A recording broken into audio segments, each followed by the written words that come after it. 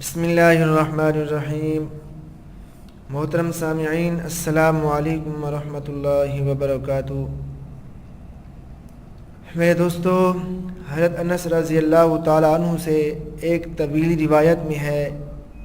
کہ سرکار دو عالم صلی اللہ علیہ وسلم نے فرمایا، کیا تم میں سے کوئی اس بات سے خوش نہیں ہے کہ جب وہ اپنے شوہر سے حاملہ ہو،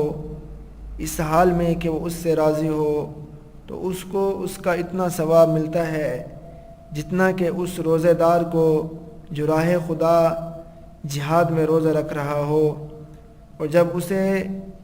درد ذہ ہوتا ہے تو آسمان والوں کو نہ زمین والوں کو علم ہوتا ہے کہ اس کی آنکھوں کی ٹھنڈک کے لیے کیا چھپا رکھا گیا ہے،